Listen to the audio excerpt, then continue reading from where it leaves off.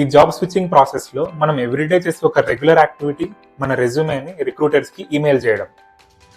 And ఈ ప్రాసెస్లో very important detail మీ email subject. చాలామంది రిక్రూటర్స్ మీ ఈమెయిల్ సబ్జెక్ట్ చూసే అసలు ఈ ఈమెయిల్ ఓపెన్ చేయాలా వద్దా అని డిసైడ్ అవుతారు. So email subject is a great way to create that first impression. Welcome to day 2 of resume to offer letter series. Next time మీరు email subject రాస్తున్నప్పుడు ఈ 3 రూల్స్ని గుర్తుపెట్టుకోండి. రూల్ నెంబర్ 1, మీ ఈమెయిల్ సబ్జెక్ట్లో మీ నేమ్, మీ రోల్, మీరు ఏ జాబ్కి apply చేస్తున్నారో ఆ జాబ్ ఐడి, ఈ 3 డీటెయిల్స్ డెఫినెట్గా ఉండాలి.